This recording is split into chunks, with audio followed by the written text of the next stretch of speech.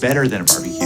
It's dignified, quieter. There are rules. How is that better than a barbecue? What's the dress code on this? I'm glad you asked. Connecticut casual.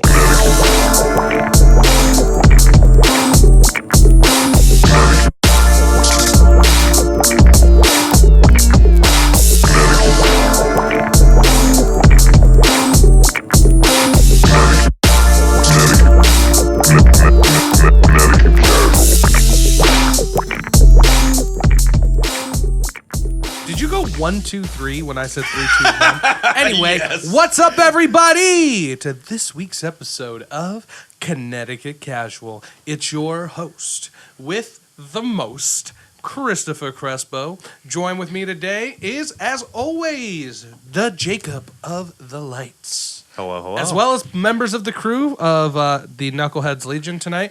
We got Francisco, he's still here. We got Rocky, he's back for the first time in a while. We haven't seen our British correspondent in some time. I've been away in the wars. You gotta hit these ones. You gotta be sensitive. We have to be right up here, like talk to it like you want to. You gotta eat it. Tongue the cover. Not well. Did I say? Yeah, You did. You did say. He's off the rails already. All right, guys. Let's bleep that part out. All right, We'll quack it. perfect. Quack that. And then we also got. God That's gonna damn. be a really out of context quack now that I think I know. about it. I wonder if people are quack gonna be like, what did he say? And then I'm just trying to introduce our last damn guest, the last damn goddamn co-host today, Nicrophone. How you doing? What's going on? And then, officially, we are on video today. What's going on, everybody? Yes, this is us. We're here, We dabbing it exist. up. We're actually real people. I know, we're not just like... AI. And I'm fat. Fat as hell, like I told y'all. And then, as you guys can see... We got a mic back here. Yes! DJ Chop Sauce has his microphone. It's pretty sick. It's about time. I know. I love his commentary. I do too, because he shows up out of nowhere and goes, shwiggity shwird, shwiggity shwig. Little bits here and there. Is that your new catchphrase? Swear. Yeah, he's just like, I'm DJ Chop Sauce. Shwiggity shwird, shwiggity shwig. Holy crap. Well, guys, how was your week this week? Well, I worked and I cried and back. slept a lot and You cried? I cry every day. All right, well, He does. I live with him. for what? What'd Why? you cry about today, Because Jacob? I'm a human being. Just letting it out. Yeah, you know, sometimes you just gotta get all that pent up quack energy out. Quack. He'll be playing Skyrim, and all I hear from the other room is, Not the Crimson Nern roots. I just kind of sit on my my futon in my living room with my big like religious paintings everywhere, and I just hold my bunny and I just cry. can I just say, every time you beautiful, move man. your leg on that thing, it sounds like you're destroying a country. I love it. I can hear it through both headphones. It's loud as hell. Can we get a new one? The futon? No. Yeah, we're gonna get a new one. Thank God. I'm confused of what's happening. Oh, we're just going over, you know, this Roommate life. Roommate life, yeah. Roommate life. Yeah, I have a roommate. I have a Your, roommate too. your She's called my fiance? wife. Wife? She's a wife in biblical terms, right? Basically. When are you actually getting married? Okay. I'm sorry. I was just Yeah, concerned as Chris. a friend. Well, I mean, like... Asking for a friend. Good job recording that. We have to have a change of hosts on. You're fired. Nope, No. I counter that. I mean, like, what do you guys think? Like, you guys are like, when are you going to get married? It's like I didn't just have a baby with her. Like, I'm like, hey, you know Well, what? I'm just curious. This does not seal Well, the baby deal. needs I can insurance walk out too, on you man. at any time I want. Chris, I never get to wear a suit. I want to wear a suit to your wedding. When we have a wedding, it's going to be a good wedding. That's what I'm saying. You gotta do it right. Exactly. Get some chop sauce action. Right now, Then both just tell me not right now. No, right. I mean, like, we want to, and we're going to. It's just right now, just like everybody else on Earth, I'm building a business. And so start paying us so that I can give my girl the wedding of her dreams. And, you know, we're both in school right now because it's a journey and life's a Do journey. it while you're young. Yeah. And then, Yeah, so might we're as in well. school, we're crushing it in the business world, and, you know, just having the baby, and the baby's just chilling. I want to make sure that, like, the kids are, like, a pretty big part of the wedding, so I want my daughter to be old enough to participate. All right, cool, respectable. What are you doing for babysitters right now? Because my old babysitter lives not too far from you. Well, Clara? We could use Clara Guevara. Mitch is like, yo, send her over here. Please, I need a night. Give me that sitter. But we have daycare, and then I don't know. Okay. Like I laughed at our interview today, like just out of context, real quick, and you guys will hear it in just about 30 minutes. But it's at a party of 500 people, bro.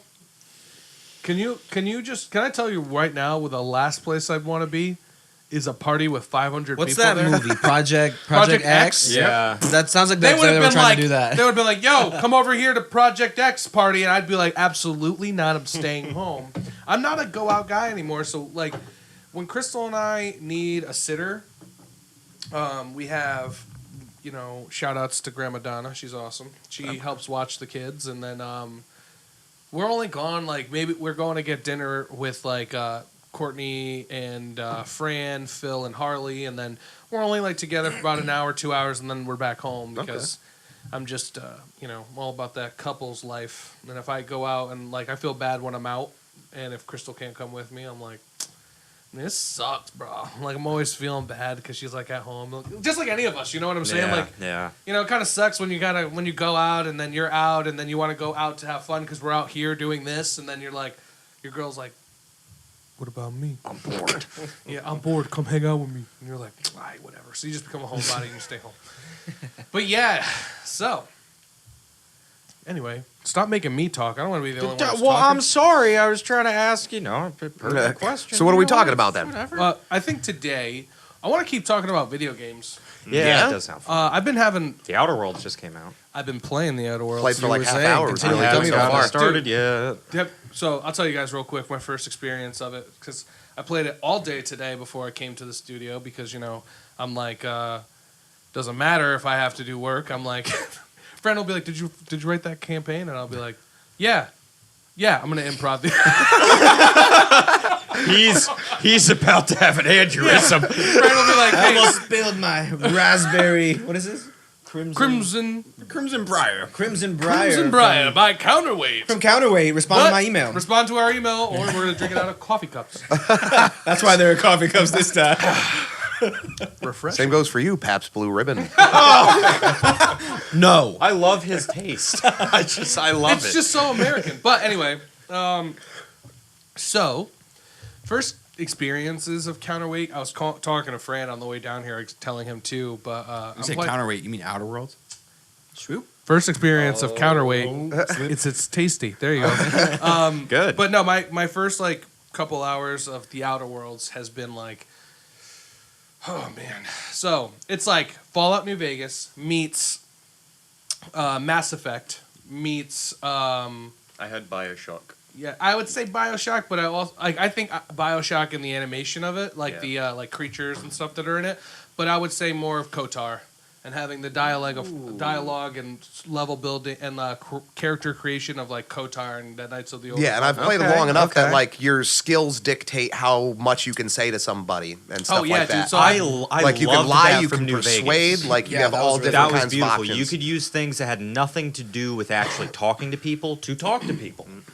I'm really good with guns. That's it. Yeah, like my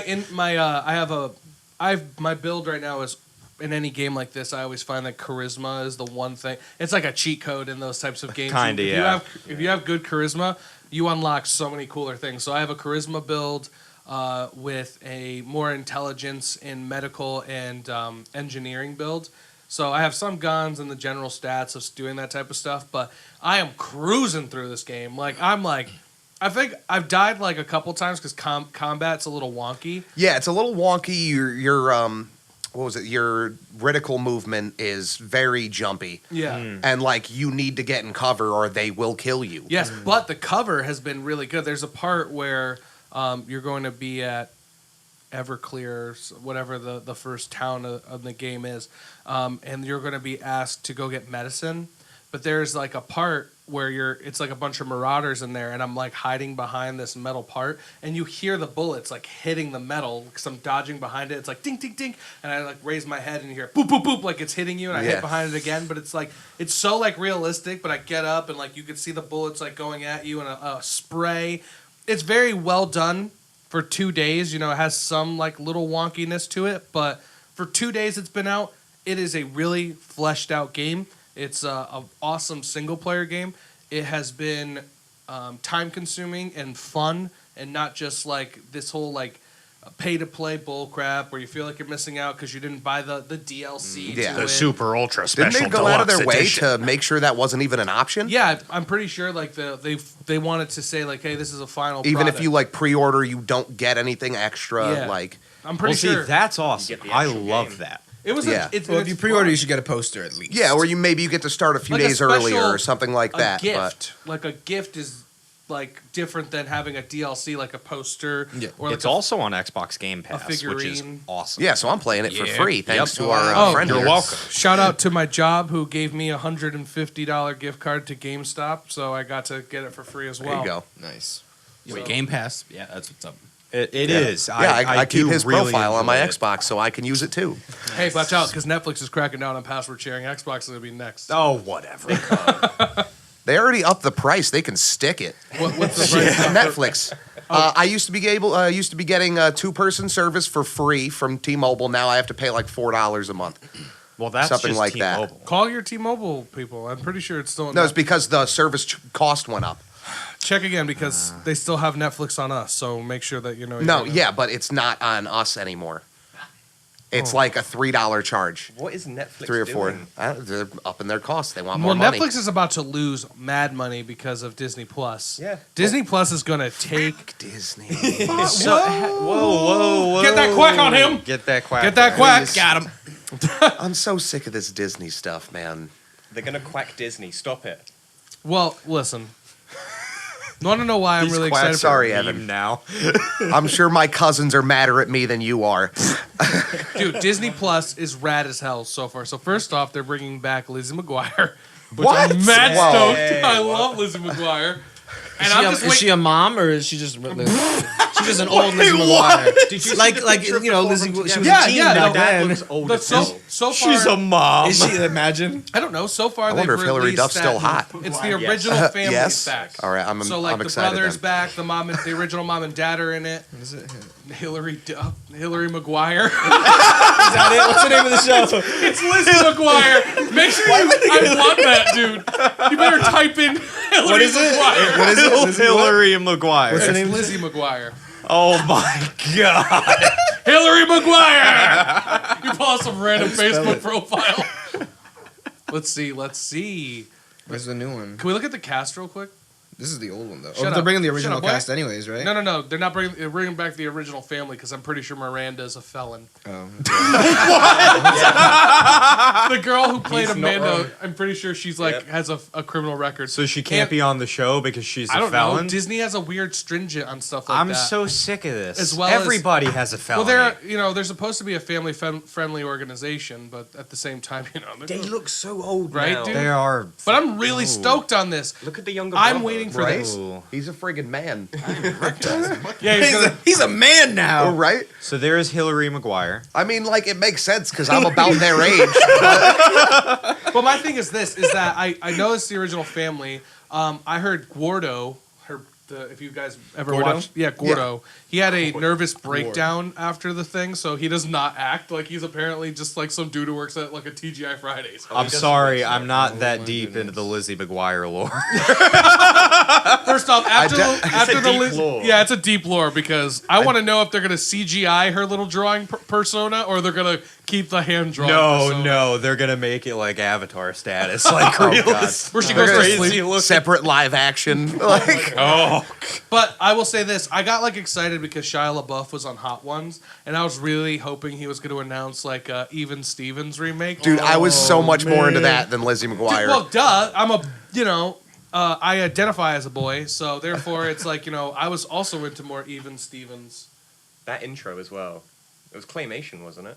I gotta. Oh It's my been God, so come on long. now. It's been so long I since do. I watched just that. remember the episode where the older brother like got his legs busted and he was like hanging him out the window with a like pulley system so he could like do an interview with a college dean or something. Bro, I do not remember. I don't know all the. It was- like, I remember Crazy. the chair. Didn't he have like in Even Stevens? He had that chair. yeah. He was I obsessed with remember it. Did that. everything. and Should I we just hope. watch Even Stevens? I should watch Even Yeah, right. I guess so. Let's pull it up.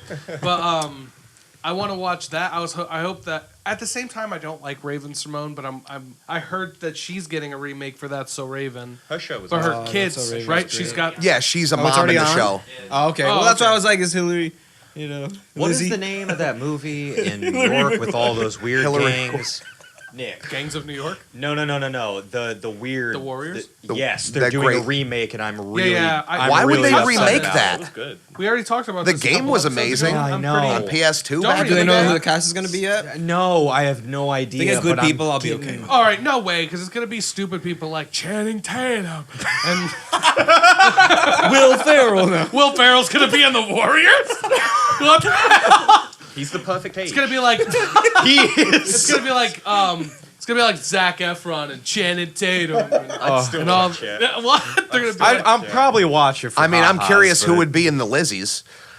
and Lizzie McGuire. No, I- the no, Lizzies, the the Liz- gang oh. from the Warriors. Oh, well, The come on. all-female gang that like jumps the Warriors If they, you know, when what? they I go to the feel like house they're- party. They're gonna ruin it and make it into like a comedy action where Oh, it's gonna be God. like that. What's the fat actress who everybody likes? The one who's funny. Uh, Melissa McCarthy. yeah. she's gonna be like in there just being. Just leave the movies alone and come up with your own content. Come up please. with new ideas. I want to watch new movies like too. I don't know. I'd like to see the Warriors set in this day and age. Why not just watch? This in this day and age, In you're this just gonna day pull and out a gun and you're gonna get shot. There you go. That's It'll be the great. Warriors in a Yeah. nutshell. It- You're looking at me like I'm Such a crazy, bum. but it's Such a true. bum. It's true. That's what would happen right now if the Warriors got remade. They'd be like, "Yeah, everybody gonna meet in the circle, and we're gonna pull out our guns, and we're just gonna blow each other's brains out." And that's Well, gonna no, be they how wouldn't it have would. even gotten to that point. They all just would have. That makes no sense. If the Warriors were made this day and age, people would be like, "I can't go. I gotta stay home. 'Cause I that gotta would be pay me my if I was in a bills." gang." The Purge. It was basically The Purge. The Purge was one of the worst franchises I've ever I've seen. never seen them. Like I I watched thought, the first one. I thought it thought was it was an gonna be interesting better. concept, but it came off It's- as corny to me. Are there Well, I like watched three now? the first Yeah. Purge and it was pretty good. Yes. I mean, wanted them to do more. Like I wanted to. Like all right. So with Purge, I mean, like, what do 2 you expect? Like, Well, the Purge 1, it was just them trapped in a house, right? yeah. I wanted to see more of like what He wants to was- see the other side. I of want the to see the Purge. world. Didn't they do that with the next? Yes, they movies? did, but I was already had a bad taste in my Well, mouth. watch the one called The First Purge. It was it's a essentially TV. like a politician's move to like take out the black community because like they were poor, they had no defenses for these kinds of things, and like it gets crazy. It was pretty good. It I was wanna probably watch- my favorite of the series. I'll check it out, but I wanted saw to see that one. That was Yeah. actually the concept. I wanted to Yeah, see Countdown. it was like it was created to like reduce population, all this other stuff, Well, but it was like yeah. made in basically the ghetto. That's Damn. So it was like a political ploy to reduce the black population, and shit hits the fan basically. how are they Quack allowed that. to? because it's like how they allowed to make a movie like No, that. how? I don't know. That seems I a little think too freedom of racy for speech. me. This I'm is surprised America. it's- Merkel. Because it's gonna incentivize people to go see it because of like how angry it would make people, certain populations. and You stuff, are so- correct. I mean, Get Out was really good too. Get Out was friggin' dope. I didn't like the other one though. Us or whatever it was. Oh, I didn't see that one. No. Nah. I don't think it was that well done, but I do love Get Out, and I bought. It was the movie. Peel, right? They're not like sequels. Yeah, it's in the. It was it's just like supposedly in the- his I think It's movies. in the same universe though. Yeah, Like probably. Tarantino kind Yeah, of thing. like exactly. But it was the guy from Key and Peele Yo, he doing has a- horror, he has a and I was dark- surprised. He did a great job. Then. And then he's like probably making that movie, and he was also like like in Toy Story 4, like, yeah, it's just a whole nother side of me. But God. oh man. Versatile. But I want to see Countdown because I think that movie looks really good. The app With that, the app? Oh, okay. I am. no, that looks Pass. good. I am not I interested. mean, I'll watch it. I'm not Yes. paying to go see it in the movies. You want to know why I want to see it? Because We there's don't- two we people don't in it that I condone think are piracy. going to do really well. Have you guys ever seen the Netflix show You? Anyone seen it? You look like the guy from You, Evan. Oh my God, pull up You Cast. First, if you haven't seen You, watch it. I'll tell you about it in a second. It's amazing. There he is right there. There's Evan. He's over here. That's Joe. Yeah, dude. No way. And anyone in this room, he looks like the most like him. That could I be his mean, older yeah, brother. if that's your like pool to pull from. But I don't know. I feel like he looks, that's like saying out of that's everybody you. in this room, I look the most like Ron Jeremy. Like, Uh, Yeah, You know he's who? right. Nadia No. said you look like Tobias from Tobias Funk. How I Met Your Mother. oh God. Oh my god. I used to get Seth Rogen and Jonah Hill a lot when I had hair. but if you guys haven't, if you be there guys soon. like more thrillerish shows, I love shows like this. I definitely but, saw it on the list and it looked interesting. dude, it's about a stalker. You know what I'm saying? Okay. Like, and how. Is he the stalker? Is Evan Yeah, the stalker? Evan's a stalker. I mean, look at that I'm guy's just kidding. face. What if someone commented like, "Yeah, I see him at school all the time," but Evan's the cameraman. Anyway, you can't see him. Maybe if he never went outside and had no jawline, he would look like him. Roasted. All right. Anyway, so it's about this guy Joe, who is he works at a bookstore, and this girl comes in. First red flag. Well, look at these little images of him just creepily staring Dude, at this girl. it is such a good show. Can't we play trailers? I'm pretty sure we could play trailers. I think trailers are for use. Because I just saw a couple podcasts. You think? like- I mean, We'll are we find going to turn one We'll of the find out. cameras around to watch the trailer? No, we would just have I know. it. We would just have it cut it in. Oh yeah, I forget we can do that. But Your fancy technology. man. Technology. come on, Doug. We live in a 2000. And I use a slide machine to It roll is the cigarettes. modern day. But yeah, dude, it's about stalking culture and how real stalking culture and social media and stuff. It is such a good binge watch in one weekend show. So awesome. Like, 93 on Rotten Tomatoes. dude, it's just so good. And the girl who But is that from the the movie Countdown. The critics or the public? or the public? Let's check. Because screw those critics. Thank you for not using the 78 bad word. average. Okay, I- cool. It That took sounds a good. lot of energy to not swear on that one. It's all right. Dude, you know what? We didn't swear the entire guest interview. That was Really? beautiful. We did. See, that's why you didn't have me in here. Well, it's also because you never come with sleeves. I don't think you're the one. I mean, Got him I have again. button-ups. I just don't They wear don't them. have sleeves. I should have button-ups without sleeves. I just cut him, man. You're like our residential redneck guy, but you're not redneck. But he's cultured. Yeah, I'm like, I'm a cultured redneck. That's you're like a redneck. You borderline redneck nerd. He is the only real redneck in Connecticut. I'm gonna I wine can and dine attest you to later, this. man. We're gonna go out and eat big some from fancy Georgia, foods. where he's seen a lot of rednecks. I am an expert. If we like did a segment right now where like if Mitch and I changed your life and just took you out and like gave you new wardrobes. like a Queer Eye Yeah, episode. we did like a Queer Oh episode. my god! Like if all right, I want to put all of your names in the hat. Francisco and I are randomly gonna take one of you out a quarter, buy you one outfit, take you and get groomed, and then like there you go. I mean, I groom myself, and I think I look pretty There's good. nothing to groom on the top of his head, though. Yeah, but we could clean you it just up. take some Sharpie and just A wig. Let's get him a wig. But let's get dude, a- once a you quarter can we borrow take my Bob one of Ross you guys wig. out and just groom you. And you guys can't say no to anything. I'm like, we're cutting your hair. And you're gonna be like, no. Yo, one of those powdered I'm wigs. still waiting for those float tanks, dude. Just don't touch Oh, my yeah, facial What's hair, so crazy man. about the float tank, Oh, man? here we go. It's because they're expensive. I just not just that, but I don't know. I just felt myself just like Well, you bouncing myself off the walls. I mean, like it's more of like a think tank. You're you like know? a pong So- game where Yeah, the, pretty the much. paddles You don't are not stand- You don't moving. stay still, and then But there's jets there, and they move so subtly that you just end up moving. And just like, and then like after like 20 minutes of nothing and not seeing anything, you just bump into the oil. Oh, how distracting was it? It does ruin your meditation. it's yeah. It, But it's like that was his first one. Like that when we went, that was my third one. And after you get a kind of a good balance on how to float and how to regulate your body into being there, you feel yourself just turn off. I sink. I panic in water. I don't sink. I panic. The good thing is that with magnesium salt, you're floating the entire time. Even I've done that sort of thing And it's before, like- and I'm like, It's like this tall, like this much water in the tank. like. Oh, and you're just like laying down. Yeah, it's Yeah. literally just. And you can't sink because there's so much salt in there that you're floating the entire time. That's So, crazy. the only thing that sucks is that if it gets into your eye, you're like, you want to kill yourself. Well, so do you wear goggles? No, you have. They give you a little like a floaty headrest. Yep, and you have and a- you get these like waxy you have a clean water earplugs, spray. and then you just. But it's you do feel I felt the drift off a couple of times, and I'd there probably are, just go to sleep. yeah, it feels like you could sleep in there, man, and it's like the same temperature as your skin, so the sense. How do they get the Like do your they- sense do of they touch is measure the gone. No, you temperature of just your have skin our and skin then- has a natural temperature. I feel like his is different though. Yeah, well, everybody's body temperature is Maybe. different by a Do they little like bit. Around, test like, and then It adjust? always kind of fluctuates. Can you look it up? What's feels the- nice, but you still feel like you're in water. I feel like his skin might just be warmer for some reason. Maybe from the dehydration. Yes.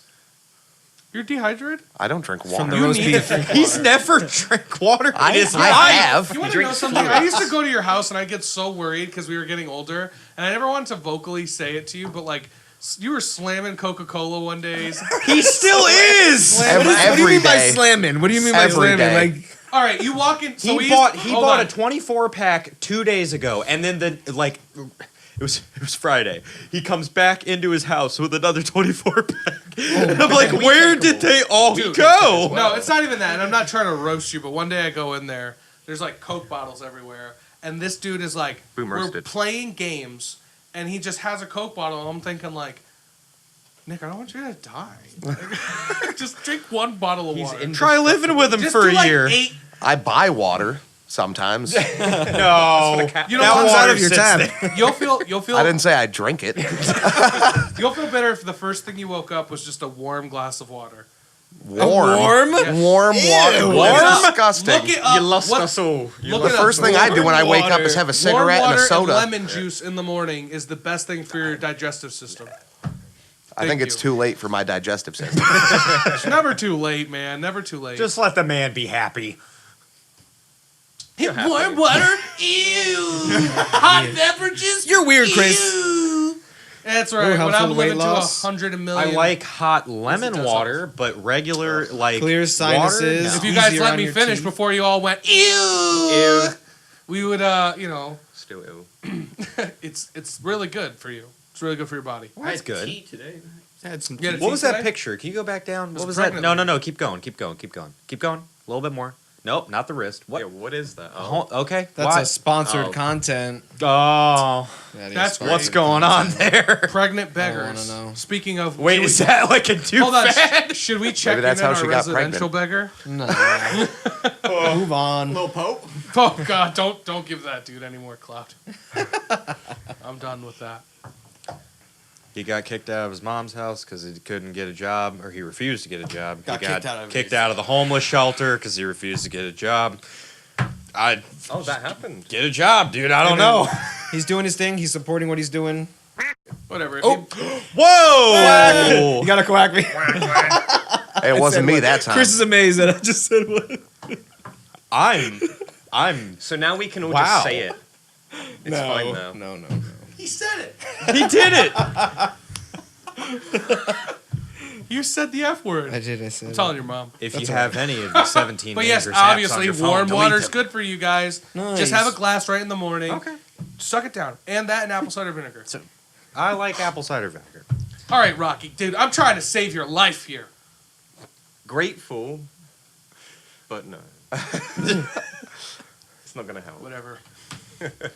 You want to live your life the way you want to live your life. I get it. I'm just trying to make sure y'all live forever. Well, we're not there yet. Who wants to live forever? Exactly. 10 more minutes. 10 more minutes of this crap show. Just kidding. Oh, Chris! I mean, I didn't want to that. say it, but Well, I mean, couple of cool things that we can talk about. Again, we were talking about video games because I was into a couple of different things, and a lot of you guys loved our video game topic last week. But Well, so I think it's the one thing that we all definitely have in common. Is For we sure. all play video games. for sure, Dude, and video Well, I games don't know about huge Evan, culture. Video games have a huge Everybody plays a culture. Switch. Like I started playing video games when I was like 4 years old. Same. I started on Like- a computer at 1. Yeah. computer, original Nintendo, like playing Tetris with my grandmother. The Like first game I played was the Sesame Street spelling game. And on the there would be a- Nintendo, I had No, that game. no. It was on the computer, Oh. and there was a little Elmo, and you would drag the letters to put it in and make words. It was the but same I thing would on just Nintendo. Drop the letters on Elmo's head, and he would get really mad. And that's Elmo all I got did. mad? Yes, he would get angry. It's like, why would you do this? Stop it, Elmo! You're such a terrible child. Why up Elmo back? It's like South Shut Park's up, Mickey. Elmo. It's like South Park's Mickey Mouse. Oh God. Oh yeah, right. Oh, God. South Park's Mickey Mouse will be like, "Oh, you piece of shit! Oh, you're dropping blocks on my head! Oh." Why would you quack Mickey Mouse? Because I said we should. It's because I said the S word, but I'm not Yes. saying the F word, except for the first word. Out of context. We Anyway, gotta get better at this. what? Not quacking. I'm doing fantastic, not quacking.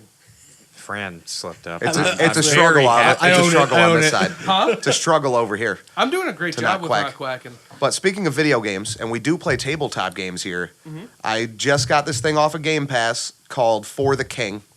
Hexagon tiles, RPG.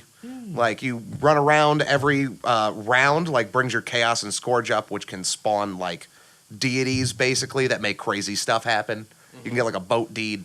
You get each like you get different character classes. Deed. And the more so you can like go to the water, set a boat out, and like ride around in the So water. you take a piece of paper that says boat deed, you put it in the water, and now it's a boat. Not exactly.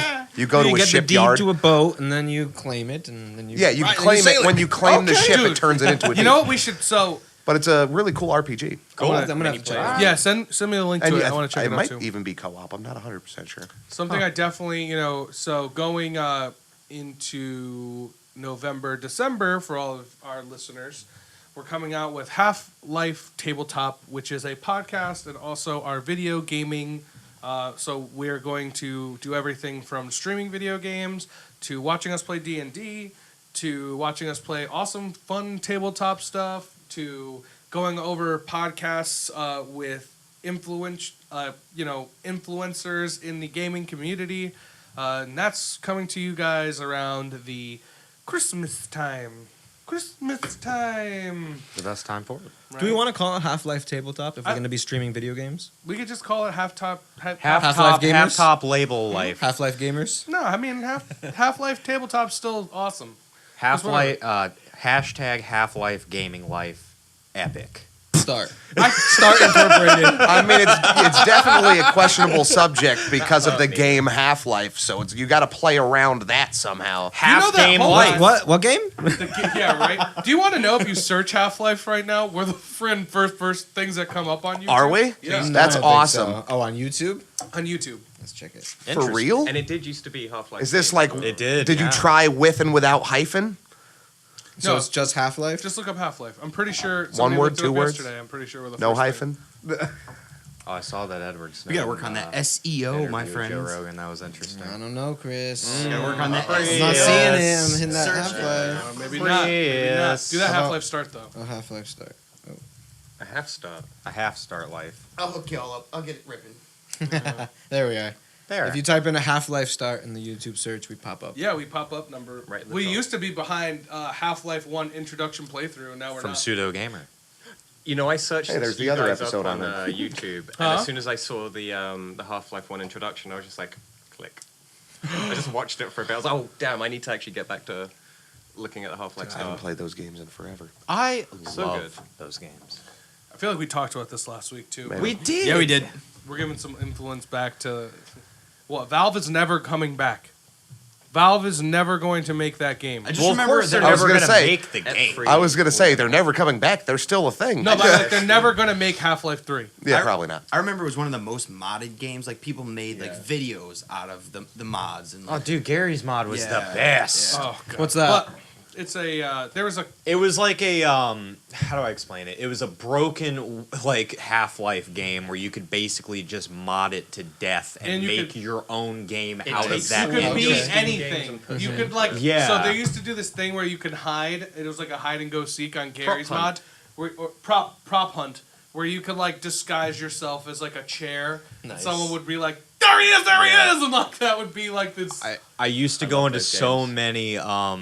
many like Star Wars role play servers and just wow. mess with people all But, day. Half-Life Star has nothing to do with Half-Life the No. game, so It's basically turned into Roblox now in Minecraft. yeah, exactly. But you know what? If we step on the toes of gaming, we're also not producing video games called Half-Life or anything like that. We're not attaching ourselves to anything like that, so I don't really care. I'm not smart enough to. And if you want to hit me with that logic, you hit me in my DMs. See me in those DMs. So, Don't at Chris, me. tell us about our guest. All right. So, guys, just because we're about to go into our break and when we be back, we're going to be back with our really cool guests for this week. But we interviewed Brad Macdowall, who is the state legislation representative running for the city council. Town council. Well, no, city it's council and town interchangeable. council are the Hamden same. is a town. He said it's interchangeable depending on what you call it. The only difference is population. Exactly. So he's running for city council for the entire. He's a district right now, but he's running for the entire city. We went over great policies with him. We went over like a lot of like just really interesting stuff that we face in Connecticut today, and as citizens, A lot of stuff people don't pay attention to. Yeah, but They don't see I it. think it's a lot of stuff we don't pay attention to, but it's a lot of stuff we do complain about. Yes. And I think that Brad gives it a real life example and a real world explanation behind a lot of these issues. And it's probably the most educational podcast interview we've done. And I'm really appreciative that he came down and gave us that time. And I can't wait to have him back on. But before we take this quick ad break, go out there and show support no matter who you vote for. And if this interview, and you're a Hamden resident, and this interview influences you to go out on November 5th and vote, you should. Because, we can't, and I said it before, we can't change the world, but we have the power to control our community. We have the power to understand who is running our community, and those are the types of things that we face on a day-to-day, and it's very easy to get lost in the mainstream media of Trump and all the other presidential elects. But I think it's really important that we understand what's happening in our backyard before we really kind of take a look at what's happening in the country. Your local politics is what affects you directly, and Yeah. it's very important that you do pay attention to that stuff. Whether or not, whatever side you're on, it is important to at least pay attention to this stuff. So then we asked him a lot of questions that a lot of viewers who are loyal viewers, I leaked out a couple of who was coming on, and a lot of people asked me some of the stuff to talk about, and I asked him a pretty one that wasn't on our list for him, and I'm really excited for you guys to hear that, because it's something that plagues our state, and it's something that we as a community can rally behind to stop it. And with that being said, this is a little bit more serious of it. I think was a why very our serious why our interview, crew yeah. episode is lacking so much for the pre-show is because of how serious the interview was, and I really feel like you guys are going to enjoy it. So with that being said, let's get into it. We'll see you guys next week. We're coming back with. Ooh, hold on.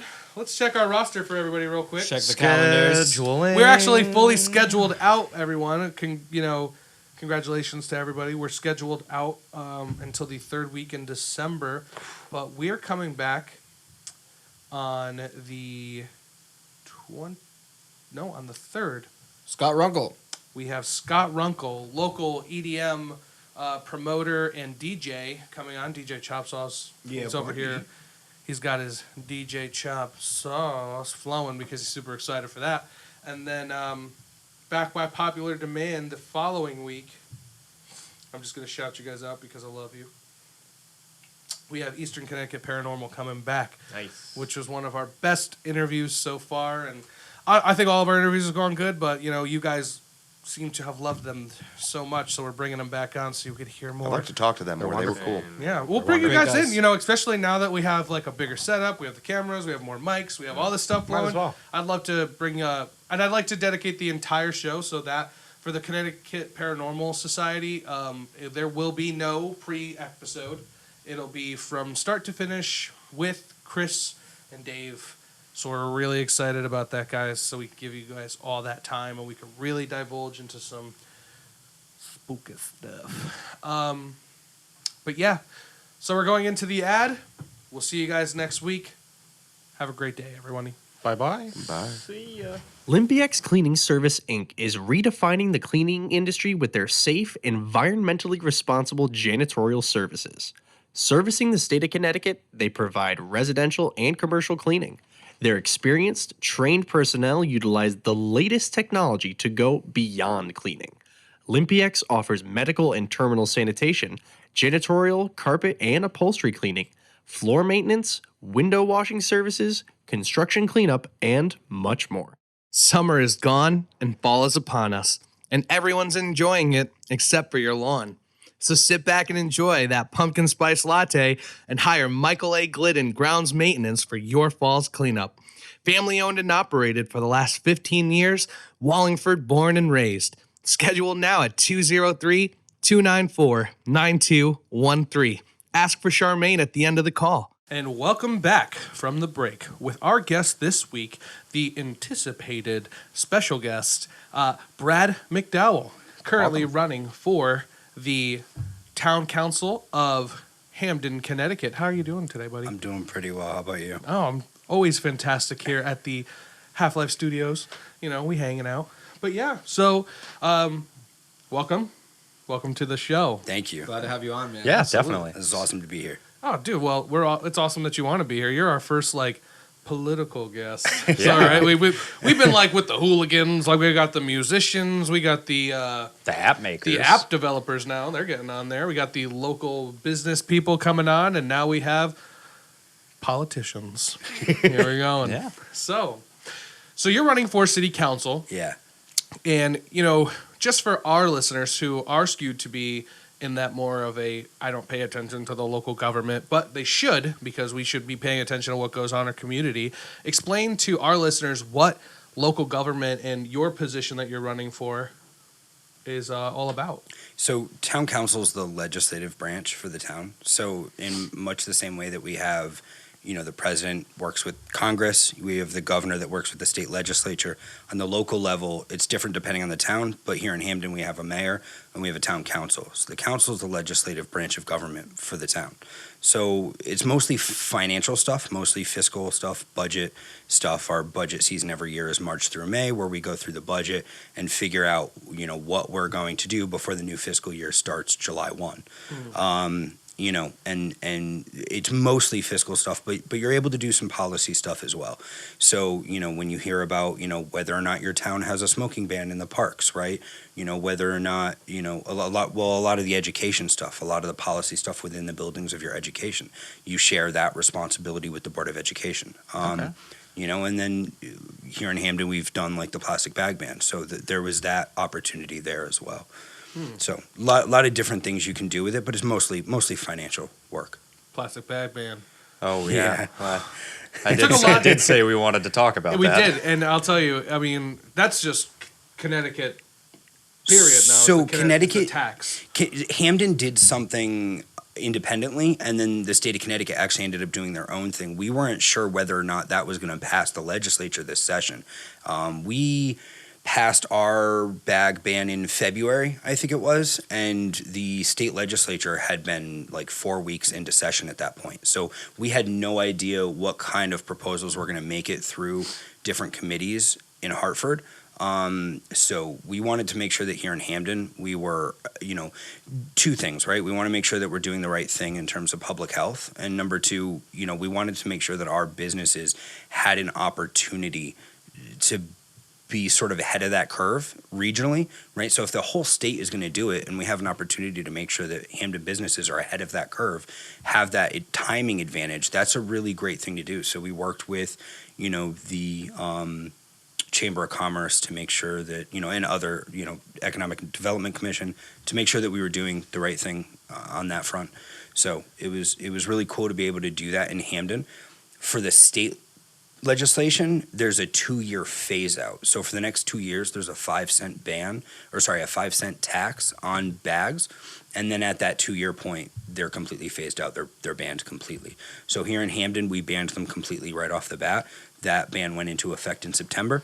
And so there's no bag tax here in Hamden because there's no plastic bags to tax. Okay. Yeah. So it was a preemptive thing, Yeah. and so the tax is basically to disincentivize people from buying them until they're phased out. Right, exactly. It's a way of phasing it out, and it's definitely one approach. I personally, and I think a lot of my colleagues felt it's a very regressive tax, meaning that it's going to hurt people who are struggling to pay for their groceries already the most. Well, right? and groceries being taxed as well. Exactly, right, and that's a whole different, separate thing, right, too. Yeah, no, definitely. But when you're adding all of these things together, who's it hurting? It's hurting the people who are already struggling to pay for their groceries every week. Yes, that's not and having the opportunity to protect Hamden from that.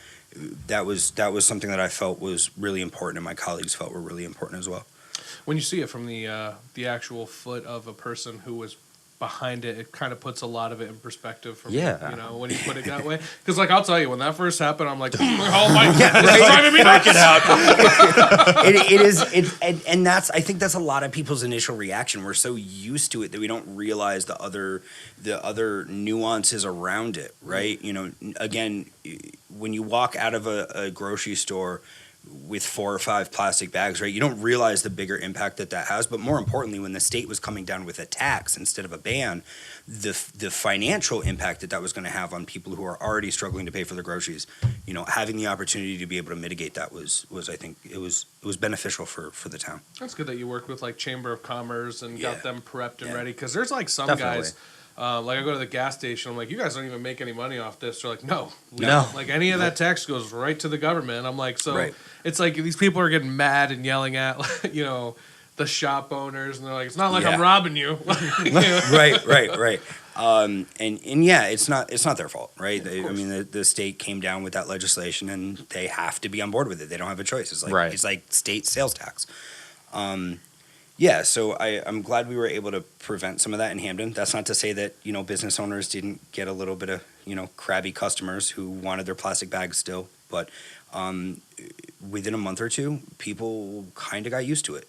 Everybody was crabby about it at first, but people got used to it real quick. Absolutely. I always keep my reusable bag. Yeah, I bought 10 of them for $10 and was just like, all right, babe, keep half in your car. We'll keep half in here. We'll just swap them out. I own those accordion ones that open up in the shopping cart. It's pretty cool.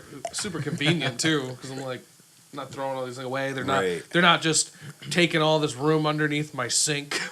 Right. So, the only problems I see with it is the actual alternatives that we have. Unfortunately, people are switching to paper, which I think is a little bit regressive. It is. It's not the direction that we need to go. And, if you talk to organizations like Citizens Campaign for the Environment and various other organizations that are working towards, getting rid of those single-use options, they want to see a tax on paper bags next. And I'm not sure where I want to go with that personally, locally. Because again, that tax is tough for people who are already struggling to pay for their groceries. So it is. I'm not sure what direction we need to go in to get there, but I do know that we need to get there, and that's certainly something that we're going to have to hash out over the next few years. Absolutely. Wow. I see the idea of I see the environmental part of it, and I understand that, and I totally support that. It's the tax part of it that kind of bothers me. Right, because it's like, we're all for the environment, but if we can make a dime off of it, that's where I kind of see a little bit of problem with that. Right. Kind of the vibe you get. And that was why I felt uncomfortable with a plastic bag tax. Mm-hmm. That's not what you're trying to work towards. If you're trying to phase something out. But the state shouldn't be profiting off of something that's hurting our environment and hurting our public health. No. Well, that's actually really awesome that you said that. Yeah. Truly, I'm over here, didn't really kind of get the difference between the tax and ban of that entire thing of what you were behind versus what is implemented in the Connecticut state government right now. So that's actually pretty awesome. You know, like if Yeah. you're just pro environment. Yeah, well, I Which mean, is it's a good thing. Yeah, it's that's what it's about. You know, I think that's one of the most important things that we have to confront. I think we're behind the 8 ball confronting environmental stuff Yeah. at this point. We have to get there. You know, we The have only to. thing that sucks now is, you know, when you have the toilet trash. Those were the best to put in there and just boop, boop, boop, those little plastic bags. Now I gotta go buy like little toilet trash bags, like little trash bags for next to the toilet in the bathroom. For the kids? Is that- Yeah. You know, Was that you don't for have- you? You guys don't have like none of you guys have well, like, a we little trash in the bathroom? used to I haven't been in the reuse bathroom. I all of don't- our You don't have a shopping bathroom? bags. No, I said I don't. I said I haven't been in the bathroom. I don't line it. I don't Yeah, put I anything in there. I Oh, don't all line right. it. I mean, water, I bro. made it easy to like be like. It's Tie that up, convenient. throw it It's away. definitely It is convenient. definitely convenience, but like that was one of the biggest things because you know when I would have conversations about the bag ban in particular, Yeah. you know that was what everyone's arguments came back to, convenience, and I was like, but at what cost is that convenience? So That's for why me, we it's like- swapped I'll from say paper this. to plastic because of the convenience and cost. Taxing Right. paper bags, you can't put more than like 5 items in that thing without ripping. Yeah, exactly. I hate They're them. Nothing horrible. frozen, that's for sure. Yeah, I'm like they're horrible. My go-to is I like to keep a bin of some kind or a cardboard box in my trunk, and then I put everything from the cart in that. Take it all in one trip. Nice. It's nice. Like that Aldi's a good idea. way, man. Oh, Aldi's for sure, Aldi's man. is the best. Shout out Aldi's. Sponsored by. Right, man. Dude, Aldi's is doing something, man. They're becoming like the cheap, not cheap. I don't want to say cheap, but like the affordable Whole Foods. Which I think is pretty cool. Like that Yeah. they're revamping it that way. We have Food Lion where I'm from. That's the It's alternative. the native on the Connecticut Casual podcast over here. But so we have a couple of cool topics that about certain things that you're behind. You have for all of our Hamden listeners, you have the development along the North Whitney Avenue. Can you tell us a little bit about that? Yeah, so I mean, if you're driving between Cheshire and the Route 40 connector, I think it is, Ive Street, where you get on the connector to get to 91. Yes. That stretch of Whitney Avenue or Route 10 is a lot of green space there. It's not developed, and a lot of that green space is actually owned by Quinnipiac University right now. And I think that there's a really great opportunity, and we've been talking with Quinnipiac University about how to get it done. There's a really great opportunity to develop that as a really strong commercial district for Hamden, something that works for residents and students. I think one of the biggest things that has hurt us over the last 30, 40 years is that we haven't built out that corridor. Mm-hmm. All the traffic from Southington and Cheshire that are going to Route 40 to get on 91, they're all coming on Route 10. That traffic is already there. It's not like we're bringing more traffic to Hamden. It's not like the infrastructure is not there to handle the traffic. It's already there. We're just not utilizing it. We're not giving people a reason to stop. And meanwhile, we have tons of students and residents here in Hamden who are consistently leaving Hamden to do their shopping or to, go downtown New Haven, right? There's no reason that we can't develop that corridor to be something that is, first and foremost useful to us as residents and students that live here, but also something that builds out our grand list. And, when we're talking about a town that is not in great financial shape, the mill rate or the taxes are consistently going up at a rate that is difficult for residents to keep up with, especially when you're talking about someone who might be on a fixed income or there's certain my district that I've represented for the last 2 years, West Woods, there's a large retired population, and you have people who are living on that retired fixed income and they can't keep up with that mill rate that keeps raising so high. So we need to do something to, if we can recruit more commercial enterprise, that means that we're balancing out what businesses are paying for versus what residents are paying for. And that scale right now is skewed heavily towards residents. Residents are paying so much more of the burden of that tax, when if we recruit commercial enterprise, we can build something that's really great for students, really great for residents, and balances out that burden a little bit better. How do we just skip town council and get you to be the governor? Really get on change up there, man. I live in Wallingford. Don't you follow me, people. But I live in Wallingford, and I'm over here like, God, I wish I got cool stuff like Brad's trying to make things happen. The only one benefited are these two over here. We're over here like gotta get on that high level change, buddy. Well, I live in New Haven. I work in Wallingford. Yeah, but So I I mean- have to see that every day. Yeah, exactly. And The only thing I see happening was that weird brick inlays that they were doing at like the back end by the railroad tracks. And I literally I could drive down that way to get here, and you're right. There is a lot of stuff that could be happening. I mean, like Evan goes to school around that area. I mean, like he's probably like, yeah, it's really boring in that area, man. I mean, and when you think about one of the biggest issues that students have had over the last couple of years, it's lack of access to housing, right? Whether it's the university not providing enough housing, whether it's, the town giving you issues in terms of where you can rent, right? Having that downtown corridor, that's mixed use. That's not all businesses, but we're talking about bars, restaurants, shops, but also apartments, residential as well.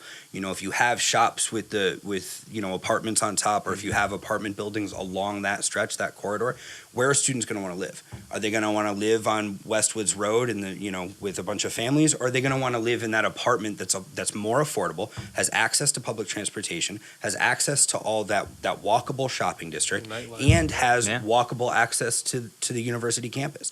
So I think that it solves a lot of problems for a lot of people, and like I said, we're at that point. We're building out our grand list. Well, you let me know when that happens. We're gonna go open up a studio over there. That sounds good to me. So the downside to that is that we are really far away from it, and by really far away, we can do a lot of work in just a few years.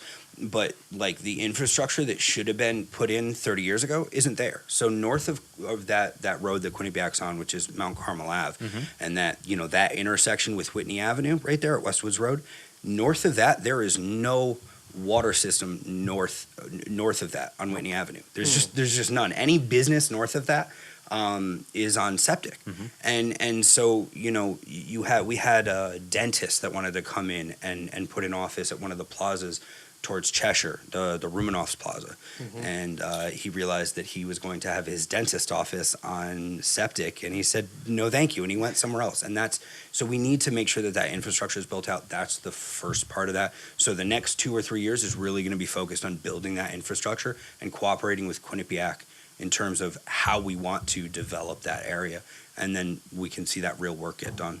Yeah, I mean, well, you're basically starting from scratch. That's the hard part. Yeah, you really are. And the good thing about it is that it hasn't been developed poorly. If you look at other areas of the state where it may not have been developed that well, but now it's developed, so how do you fix it? It's already done, right? We have a real opportunity to do it right from the beginning. Yes. So that's the really great part of it. We have the opportunity right now to do it right. So I made sure that, they just did the plan of conservation and development.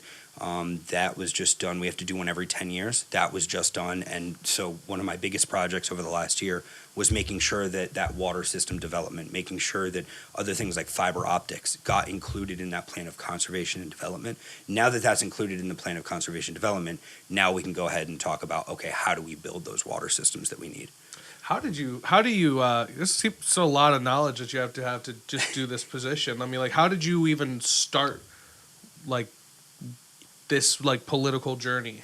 I mean, how did I start the entire thing of being into politics? Yeah, like, how'd you get into it? Like, what made you just go, I need to get in? So a professor made me get involved in a political campaign during college, and it was something that I was like, no, I'm working. At that time, I was working 2 jobs and going to class full time. I was like, no, I don't have time. I have to, be careful about what I'm prioritizing. I want to get my grades up. I want to be able to pay my bills, right? He was like, no, just do it. Like, give me a few hours Saturday morning every week for the next, month or 2 months. And I did it, and I just kind of fell in love with it. It was, I felt like I found something that I was good at, but I also felt like I found something where I could make a little bit of a difference, So after that campaign, I ended up getting involved with Bernie Sanders. I did some work for Bernie Sanders in New Hampshire. It was like on a volunteer basis because I was still taking classes in Hamden. Right. But me and a group of others would go up there on weekends, or we were up there actually for the week of Election Day when the primary happened. So that was really exciting to be up there. And then I just kept doing it. I came back. I ran a Senate race in the Milford area, the summer of 2016 after I graduated. And then I decided that I was going to run for town council at that point. getting involved and realizing what the issues were, I kind of took that home and started paying a little bit more attention at home, because it's really easy not to pay attention. It's If you're easy not- to forget that stuff. If yeah. you're not looking for it, it's not in front of you, And the fiasco of national level politics, it just completely like, overshadows, blankets it. Yeah, absolutely. And even when there wasn't that, right? Everybody hated Dan Malloy, so that was what was on the front page, right? I'm sure still does. I think like that's the thing too is the citizens and the people of Connecticut, they write off Connecticut as all of it's just bad, all of it's tax, all of it's this, and all of it's that. But like they don't see it from their town level of what things are trying to do. Here's what frustrates me about that, because every few weeks or every month or so, you'll see this article get posted and shared all over the place on Facebook. Like, this is why Connecticut sucks and I'm leaving. It's always written by a white person who has a ton of money and lives in a rural area. Sounds like Joe Rogan. Every single time. Every single Joe time. Rogan doesn't like it. It's somebody who doesn't like. It's not. It's just funny to see that pattern happens. And I'm not saying that there's not real issues that we need to confront in Connecticut. There are. But, it's always funny to see who comes out with those articles every few months. And then, when we look at the real issues that we have to confront, the real issues that are actually problems on the ground level, it's taxes are definitely something that we need to fix. But how you get the money, that's how it works. Personally, tax the rich. We have, and I'm not saying that, the rich should pay some obnoxiously unfair share. Right now in the state of Connecticut, all of us in this room are paying a little over 10% of our wages to the state of Connecticut.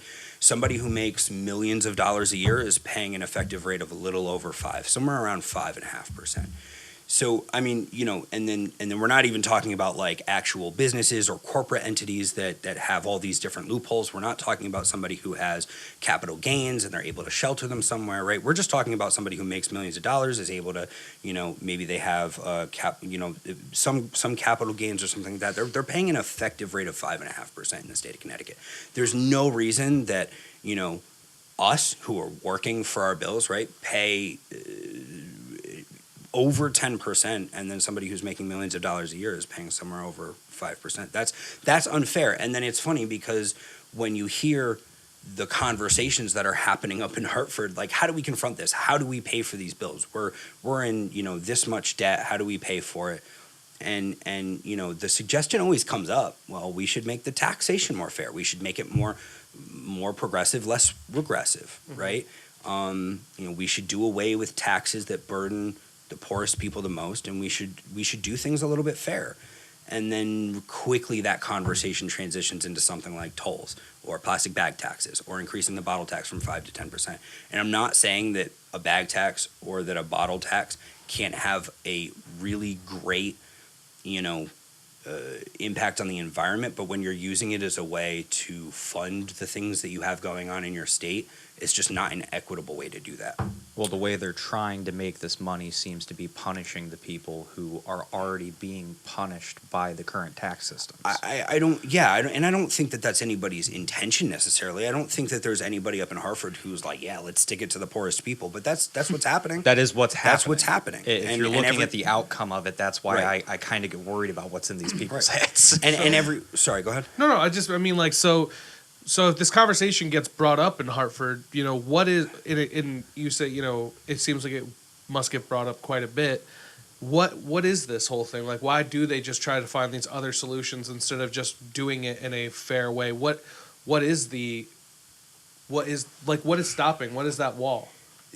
There are a lot of people in Hartford who have certain support from certain places, right? I'm not speaking for any specific individual, but if you spend enough time up in Hartford, if you go up there and lobby, or if you go up there and just observe, you'll see the same people, the same faces, the same, you know what I mean? And it's clear what each of them are up there for. Most of them, are up there for a specific interest group or a specific what's the word? A specific. It's a little special like, interest. Yeah, some kind of organization, right? You'll see the real estate agents up there. You'll see the environmental groups up there. You'll see right, and so whenever something comes up that might really hurt the billionaires in our state, which the statistics show that we have increased in billionaires, even though our taxes have gone up, not decreased in billionaires here in the state of Connecticut. Somehow that narrative always gets built. Whenever that topic comes up, we're going to lose the billionaires. The billionaires are going to leave. If we tax them the same as everybody else, the billionaires are going to leave. And even though we see time and time again that that's not what happens, somehow that narrative gets built. And it's because there are people being paid a lot of money to make sure that that narrative stays up in the Capitol. And that's definitely true, but I do think that there is some truth behind that they could just pick up and leave. And I don't think that it would necessarily happen if you tax them fairly. It would be if you gave them some ridiculously high tax. Yeah. Like some of the things that are being pushed on a national level now. I mean, if you do it on a national level, where are they going to go, right? Well, and offshore accounts are going to send their money outside of the country. There's I don't different ways know. you can shelter your money, but Yeah. but then you're right. In the state of Connecticut, you can't push for a 90% marginal tax in the state of Connecticut, right? Right. That's not something But we a can fair do. tax, if it was the same level as if it was just a flat tax, Right. I don't think they would leave. Right. No, and I think you're right. I think making things fair and building that narrative, talking about it in a way where we need to make it fair. Let's meet in the middle. Yeah. Like 7%. Yeah, I Boom. think I'm doing 10, you're doing a little over 5. Let's meet right at 7. We're good. Yeah, and I have to admit that I don't know the numbers as well as some other people do who are fighting that battle every day. Yeah. But certainly there's a more fair way to do it than we're doing right now. Mm-hmm. And if we do it in that fair way, we're not going to see billionaires leaving the state of Connecticut. No. They're not going to leave over the same taxation that everybody else is facing every day. Yeah, well. Well, the problem is that most of the people that are paying those higher tax margins they can't leave. You can't just pick up and move. It's a lot of money to do that. Should recognize it and realize that it's going to give these other people more money to give to us. Like, hello. Yes. Eventually, and it's that's the big part of it, and that's probably one of the most frustrating things about campaigning is sometimes you see people supporting things that aren't necessarily in their best interest. You know what I mean? If you see somebody supporting something like, a trickle-down tax cut, right? Something that is effectively a trickle-down tax cut where, we're going to give the tax cuts to the top and then they're going to invest more and that's going to result in higher wages and more money on the bottom, right? That we know at this point that doesn't work that way. And yet some people are still fighting for billionaires to save money like they're ever going to be one of those billionaires. You know what I mean? And that's one of the most frustrating things about it is if people were just fighting for the things that were best for them and being authentic about it, fighting for what is best for yourself and your community, things would work out a lot better. Yeah, I see dudes online who are saying oh, stop crying about your rent. Just pay your rent, be a man, and they don't know what that struggle's like because they're sitting in their mom's basement chilling, fighting against us, but they don't even understand the struggles of what we go through and stuff. They fight for what they I think it's just social media and stuff like that has kind of made it so that you can live in this other type of your own bubble and your own little reality now. So that's why you do, you lobby for things that aren't in your best interest. They make no sense. You don't live that life. Yeah. Well, the problem with a lot of that too, the amount of money that is in politics is rampant, and it is causing so much corruption that people are pushing for those special interests that don't benefit them or any of the people that they care about, other than they get a bunch of money. That's the problem. I don't understand why we're allowing that to continue. Money in politics. Well, lobbying in general, with money. All of these gigantic packs of money. Why it seems to me that a lot of politicians are simply running just to get elected, make a bunch of money, and then dip out. And that's not necessarily how it should be. And there's a happy medium somewhere, right? There is. Well, what you look at in the state of Connecticut specifically is we have a part-time legislature. Those legislators make somewhere between $30,000 and $40,000 a year, some of them, and you can't necessarily support your family on that, right? So what are you left with? You're left with individuals who have enough personal wealth to be able to support themselves while they run for office or while they're up in Hartford making a wage that they can't support their family on, right? So you reduce yourself to those individuals who have enough privilege or wealth to be able to afford to do that. And so there's definitely a balance, but certainly you shouldn't be able to get rich off of public service either. No, You know, definitely not. That's where you see a lot of problems. And, we hear a lot now about, money and the role that money plays in politics. And, we're going to continue to see a lot of these issues until we're able to get the money out of politics. And I don't know if you're ever going to be able to get it out. It's possible, but when you have a Supreme Court decision like Citizens United, that makes it a much bigger uphill climb. Yes. It makes it much more difficult to confront that when you have something like Citizens United standing in your way of being able to confront that money in politics. And I don't know if there's a lot of people that might not be. To me, it's just I talk about it all the time, so it's normal to me. But I'm alien to government stuff. Yeah, you could delve Because my into government anything. guy I don't want to talking about I don't anything. want to. I don't want to come off like I'm teaching trying to me. explain simple things, but I don't know. Well, no, if it some is people simple. don't know. Citizens United was a Supreme Court decision where they decided that money is speech and businesses have the same rights as individuals, right? So if businesses have the same rights as individuals, that includes the right to free speech. And if money and the way that you spend it is a mechanism of free speech, then that means that businesses can spend their money however they want because it's free speech. You can't limit that. So where we had regulations on how much a business could contribute to a political campaign, that was kind of taken away because money is free speech. And if a business has that same right, then they can spend as much money as they'd like to, however they'd like to. So, and then by extension, you have things like the Hobby Lobby decision where they decided, well, if a business has all the same rights, then that means they also have the right to religion. And if a business has a religious affiliation that may conflict with someone's, certain access to certain medical rights, right, then we can strip that away as well. So Hobby Lobby was able to not provide women with certain contraceptives and, birth control, things like that,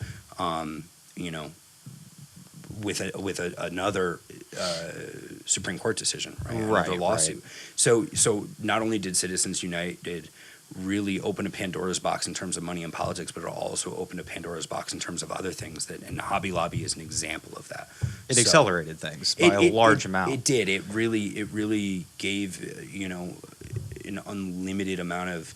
It's a lot of power, right? When you're $1 billion corporation, right? You have a lot of money and a lot of power. And it's not necessarily that I'm not saying that we should be hampering that free speech, but when you have $1 billion corporation that has millions of dollars to spend on making sure that their political motives are heard, we don't have access to that. You know what I mean? That's not a level playing field. Well, and if you go back and you look at the big picture, then like you were saying earlier, the only people who can actually survive on the wages that you're getting as a politician are already wealthy people. So they're already dictating these policies, and now you have people that are throwing money at these people and other people to dictate those same policies. And it does depend because like the Connecticut state legislature is part-time. There's other legislatures in other states that are full-time. There's legislatures like New Hampshire, which is completely voluntary. I don't think they get paid a single dime, right? So that's completely voluntary. But again, you have to have somebody then that has their own wealth. Yeah. Wealth, right? So you have people who are generally wealthy enough to be able to spend their time, donate their time to do that. So there's a balance somewhere. There's got to be a balance somewhere, but we have to get the money out of politics. If we don't get the money out of politics, we're not going to be able to confront these issues the way that we need to. There's just going to be too much blocking. Right. So just going over the list that you sent us, and dude, you're educating the hell out of me tonight. But so a couple, just because just for the sake of time, we'll be able to get into everything because you have a lot, and I'm reading through it as you're talking, and I'm like, this is some really awesome stuff. But so a couple that stand out to me are the efforts to more closely monitor overtime accounts. Can you go into that a little bit more? So during last year's budget season, there was I made a motion to move a lot of overtime money into what we call an E&C account, which is emergency and contingency. But in addition to emergency contingency, in the past, the council has used it as a way to, okay, we're going to move this money over here so that you have to come ask for it periodically throughout the year so that we can keep an idea of where you're going. So we were talking about police overtime, and police overtime was it wasn't just police overtime, it was a lot of different overtime accounts became an issue last year. And, sometimes like the fire department needed that overtime. We had it just kind of happened that in 1 year we had a lot of injuries. A lot of people were out on for medical reasons and injuries that they may have sustained, during work. And we need to pay overtime to fill that. Sometimes that's just how things happen. You account for a sort of a base number based on, the average of the last 5 years is usually how we do it. And sometimes you have a year that's higher than your average. Last year was significantly higher than the average just because we had a lot of people out on injury. Police overtime is one of those where it's been a little difficult to get a breakdown of where that overtime is used and how and what for. So one of my initiatives during last year's budget season was to move I think they had $1 million in that account for next year. I wanted to move $800,000 of that account into the council the council E&C budget so that the police department would have to come back to us about once a month and say, hey, this is the kind of overtime that we're looking at spending next month. These are the things we need it for. This is, a breakdown of what we'll need it for, how much. This is how we got to this number. Can we please get this much for next month? Okay, great. Here it is, right? But that way we're able to do two things. Number one, we're able to keep an eye and get a better idea of how we're spending money and how we can be more efficient. But number two, we're getting a better idea of, if we're having an above or below average year. Right? If we're having a below average year and we're having an excellent year and then all of a sudden we get killed with snowstorms and we have to spend a ton of money getting extra salt that we didn't expect, maybe that's an account where we can move some money, right? We've identified this as an account where we're doing really well this year. We're halfway through our year. It's January-ish and, we're just getting killed with snowstorms. So that account is under. So we'll balance them out, right? Yeah. That makes sense. But if it's an above average year, we can recognize that early and try to rectify it and find one of the other accounts. Like maybe we're having a below average snow year and we don't have to spend as much in salt and overtime for plow and snow removal, right? In the last couple of years, it's been pretty snow's been pretty light. Yeah, thank goodness. Yeah, we haven't had anything serious. I think the biggest snow we had last year was last November. There was one bad snowstorm. And I'm like, how's it November? And then I don't see it again for the rest of the year. It seems to only really get bad in January, though. I mean, I've only been here for 5 years, so January, I don't know. February, right around there. Yeah. Last year, what really hurt us was the tornado, and then after the tornado, there was an ice storm that following winter. And that ice storm, even though it wasn't snow, that ice storm caused a lot of trees down. Because that ice gets around the limbs and makes it really heavy. And after you just had a tornado, a number of months ago, you had a ton of trees came down, but you also had what they call widowmakers, which were trees that were super weak and just kind of waiting for an excuse to fall down. Yeah. So that ice storm came through a number of months later and took down those weak trees. Yeah, that was a nasty storm. Yeah. I lost power for the whole night in the winter. It was cold in my place. Yeah, man. super cold. Snuggled up next to my cat. 4 blankets. There was that tornado. That's the one that destroyed pretty much most of Sleeping Giant, right? I was caught in that. Yeah, I was caught in the middle of that. Yeah, it went right by me. I was stuck I had to leave my car overnight. Oh man! I had to ditch my car. What? Yeah. Oh wow. Scary as hell. Yeah, I was right by Sleeping Giant. I was right on that road. Wow. Yeah. Wow. You ditched your car. Would you run? Well, I had a He's like, I had a Rambo out of those woods. He's just like, honey, leave the car. We gotta go. No, it was just me. It was just me. I couldn't, and it was weird. I had no cell service, nothing. I couldn't make any phone calls. Dude, every time there's something horrible happening, I just weather-wise in Connecticut, I feel like I'm just I'm always just sitting around nothing's happening here. I'm perfectly fine. Everything, and then all I see is power's out. We have no heat. We have nothing. I'm like, well, everything's great. I have everything's awesome. I have full-fledged Wi-Fi. I'm straight. I'm streaming Netflix. but yeah. So that, yeah, I guess you could see, like, not bad snow, but definitely would have wanted salt, and you have to pay for those cleanup and like those people Right. who go Yeah, it and took a take lot those of trees money off. and a lot of time because it was bad. It was really bad. I mean, we saw a lot of people saw Sleeping Giant. I think what people didn't see was in my neighborhood, Westwoods, where all along Shepherd Avenue. I mean, even if you drive, I was driving on Shepherd Avenue earlier today and noticing it a little bit more because it's the fall totally and different. all the leaves are gorgeous, and then you just have this big.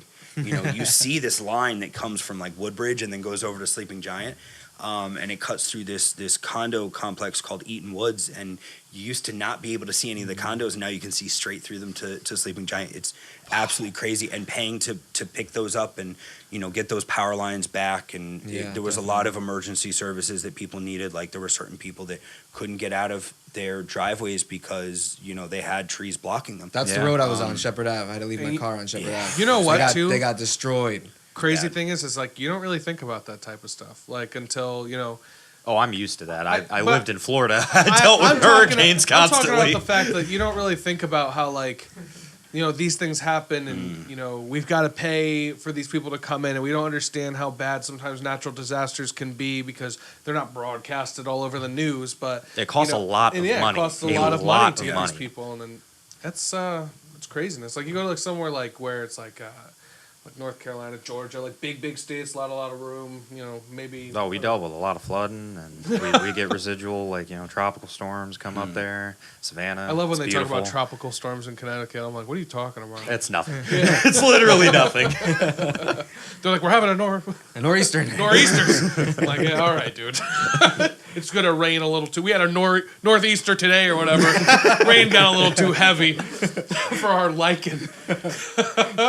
But so, I mean that puts a lot of. You're educating me a lot tonight, Brad. I'm not even kidding. I said it before, but well, it is good to actually sit down with the person that is trying to do these things rather than just seeing an article about it. No, Actually I being able to that, delve into it.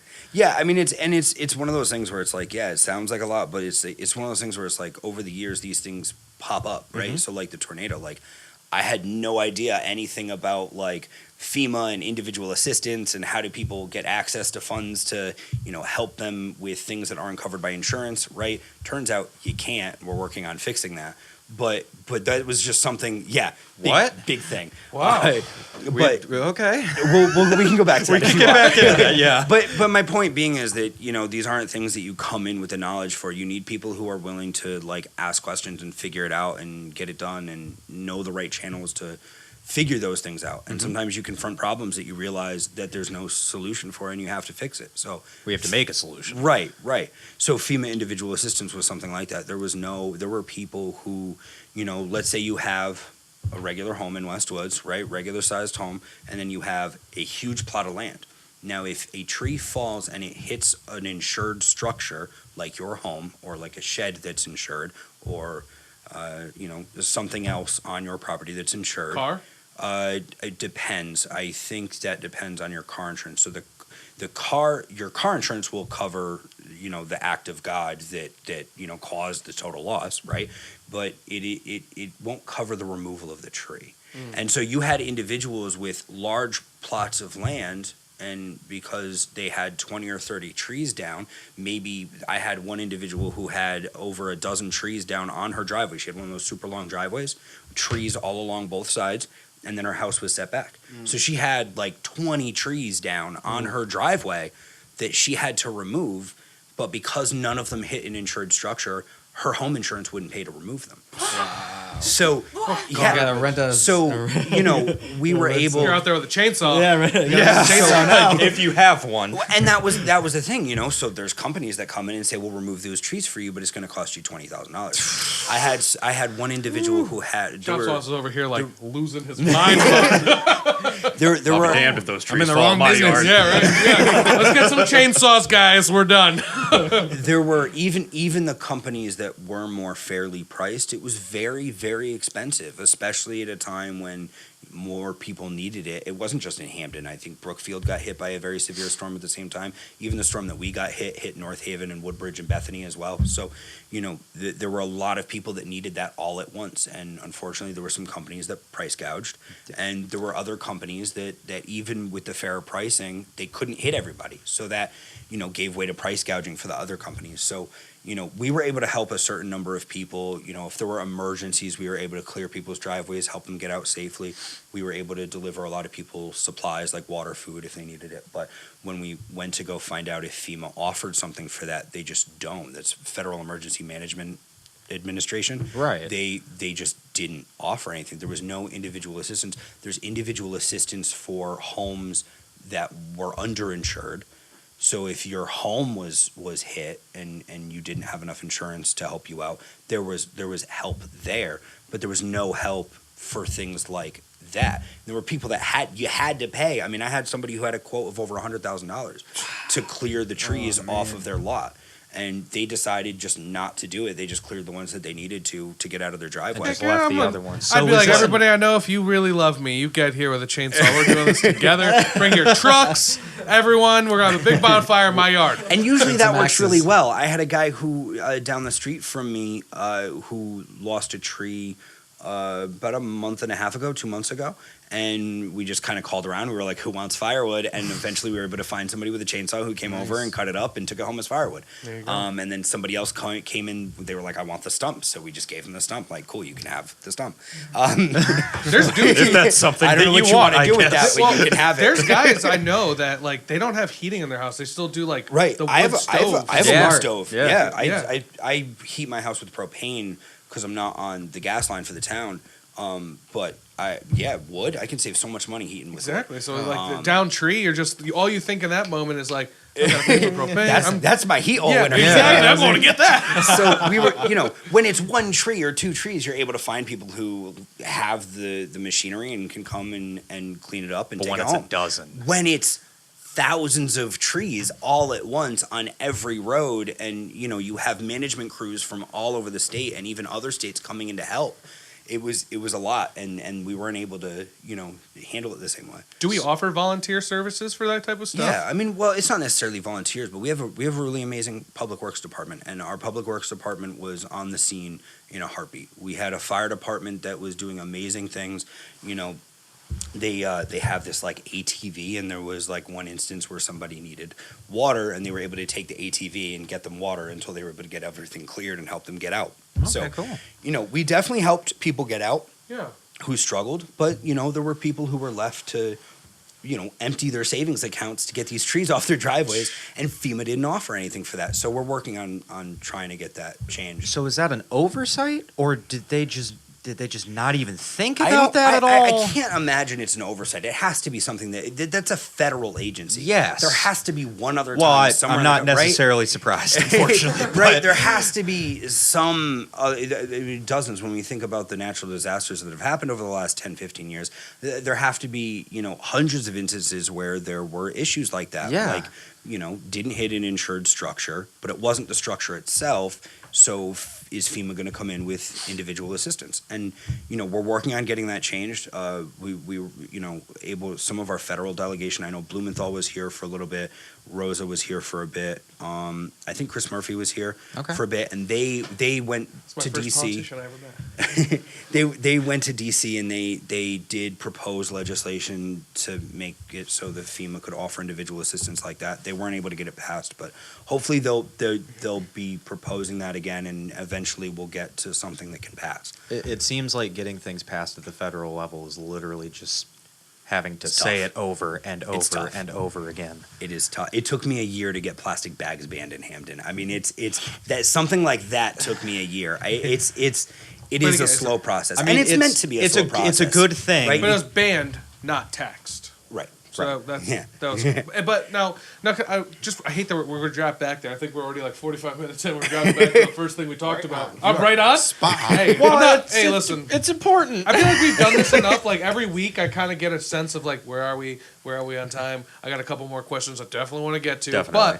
But when it came to the plastic bag ban, Now, how long did you guys give the citizens of Hamden like a heads up on this? We hit the news right away. So as soon as it was something that I was working on, I did a press release. It was in it was in the New Haven Independent did an article, the New Haven Register did an article, and I think NBC Connecticut did a thing on their nightly news. So even when I was just thinking about getting ready to do it, right, there was the initial research and the initial thought that went into it, conversations with the town attorney, what would something like this look like? And then it was like, okay, this is something that I'm ready to have drafted, and then go to different, like the Chamber of Commerce, the Economic Development Commission, different environmental groups, and see what we come back with, right? So at that point, I did the press release to say, hey, we're thinking about this, and that was sort of to put out there. One of the things I said, I think it was in the New Haven Independent article, was like, we want people to come and let us know what they want to see in something like this. Is that on there? The New Haven Independent article? I'm not sure if because there were a few different ones that came. I think the one I put up there was the night we passed it, because there were so many articles about it over the course of so many months. But so that came out in July 2018. That article came out, and those news articles were done. Between then and I want to say October, November, was working between 3 different drafts. So we had our initial draft. I went to everybody's citizens campaign for the environment, the Tree Commission, the Clean and Green Commission, Economic Development, the Chamber of Commerce, all these different organizations, and said, look, take a look at this. Let me know what you think. Let's sit down and talk about what the intentions are and how we can do it the right way. By the end of it, we worked to a final product that even had 78% of the Chamber of Commerce voting in support of it. So, it was right. And even we did the soft straw ban too. So that just means they're there, but they're behind the counter. You have to ask for them, right? So, That's wait, what that is. wait, yeah. Hold on. That's why I couldn't find a straw to play. Oh my God! Wait, hold on. So I left. I was so mad. That's you, Brad. Gosh, don't know. That got us all triggered. Hold on. So I'm like leaving the. I was at. We left here one night. It's super late. I didn't eat anything. I stopped at Wendy's. I asked for a large water. Got my nuggets, and I'm driving home. I'm like, they didn't give me a straw. I'm like, what's going on here? And then I went there. I'm like, I'm lucky I had a straw, and like I had a Dunkin' Donuts straw. I'm like, let me use this. Go back there, like the next week, they still didn't give me a straw. I'm like, what's going on? And I had no idea that that's what was going on, dude. And for some reason, I'd never heard of that. The straw ban just got, and that's probably something that I have to take away from this, is that the plastic bag debate overshadowed the straw debate, 10 times over, and so the straw debate didn't really get the attention that it probably should have, and that's something that, okay, I've learned from that. We have to do a little bit better. We have to do a little bit more public education around the straw thing, because people were kind of caught off guard about that, which was surprising to me, because there were just as many articles about it. There were just as many, but they were on page 3 instead of the front page. Right? Right? They were not that popular, apparently. I still have no idea. Go on Amazon.com, get the metal straws. I got a Or bunch. just stop using straws. That's what I've been doing. That's what I've been doing. I'm fine. There's the like this, right? Like I like how Starbucks, and people like laugh at the sippy cup of Starbucks, but like I got so really cool, used though. to it. Yeah, I like Yeah. it. I Why love are we sippy doing cups. that? Yeah, it's sick. I I like like the it. sippy cup. Like, give me the sippy cup. don't just like soft straw me and not like give me a straw. So again, the intention behind that was kind of to let businesses handle it the way they wanted to, right? So they're not out there. You can still offer them. They're behind the counter, but if businesses want to offer alternatives, they can offer alternatives. If they don't want to, they don't have to. If they want to offer sippy cup lids, they can offer Sippy cup lids That's- over it allows some innovation in there. at sippy least. cup lids over this paper straw crap any day. Yeah, paper straws are Paper absolute straws are garbage. the worst. I'm not a big fan. Yeah, it's like, come on. You get like 30 seconds of good use, Exactly. and then they get all Well, I think using paper as an alternative just seems counterproductive to me if you're coming at this from an environmental point of view. Yeah, You're yeah. just cutting down more trees. That's why we moved to plastic. So we need to find something better. hemp straws. I Let's like do hemp. it. Hemp straws. We're thinking the same thing, Jay. hemp straws. You could use it No, to dude, make just buildings. metal- Like it's You can make bricks out of hemp. you can make a lot of All things. right, guys. We get it. All right, CBD and hemp and all that great stuff. It's great for you. Chill. Anyway, but you can just go on Amazon and get those metal straws. They've been really useful, like dishwasher safe. Do they I mean, taste weird? Do No. they add anything? They have no aluminum. Like, dude, and my thing is, it's like I don't like soda.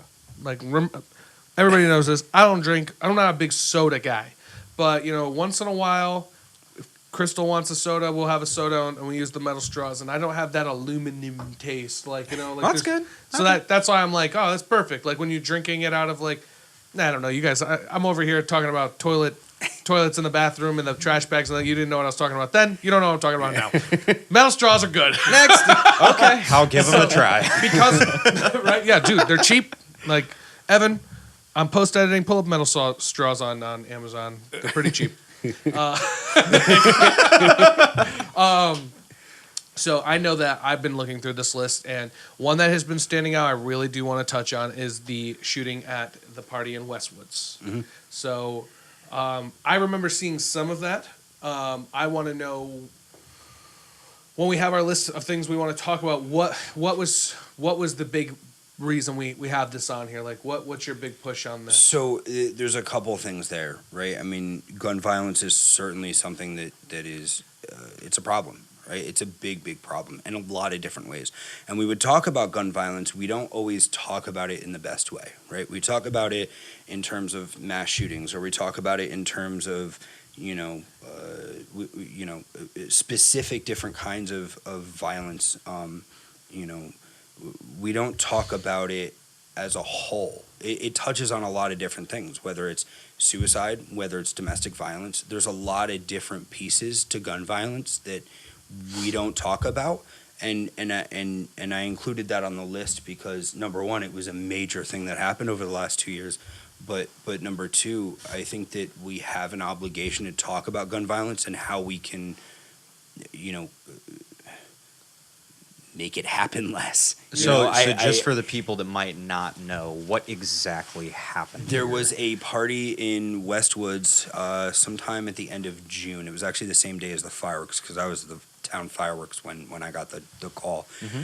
But basically there were, I think, 5 people shot at a party in Westwoods. It was on the corner of Choate and Exeter.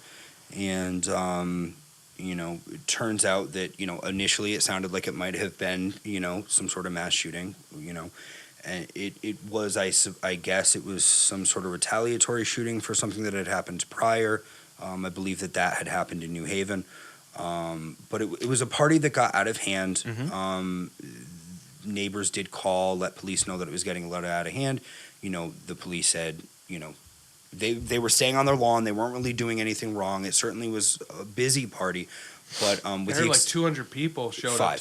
500 people, and this was that's popping. That's the quote of the night. That's popping. DJ Chop Sauce.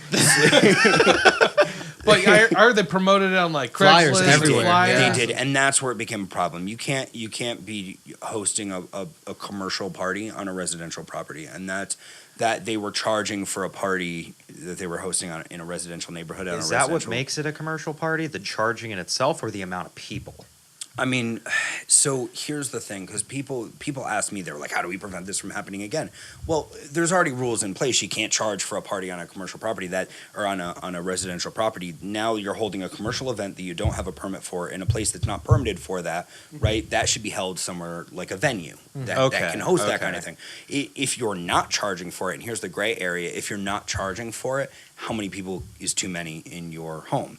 And the real answer is it's your property, you own it, and there's no rule saying that you can't have 500 friends on your property, right? There's just no rule. Well, yeah, fire safety codes. So, fire safety codes apply to commercial buildings, but that's not your private residential. property. It's not a public. So when you see those like fire marshal says that only so many people can be in this room at a time, that doesn't necessarily apply to a private home. There's things like building codes, but if it's a home that's been there for 30 years and it was built based on the building codes from 30 years, hasn't been renovated since, you know what I mean? They're completely different now. Yeah, we haven't been in there to check that, so it's even that, it's obviously there's no home that's built for 500 people to be there, but there's not really a rule, and I don't know how we implement something that says you can't have that many people on your property. Right. Now, of course, there were other problems, right? There were some cars that were parked illegally, so that was an issue that the police had to deal with. The police did go to the homeowners Some and cars. say, Can you imagine 500 cars on No, they all Ubered. They all Ubered. They're like, we're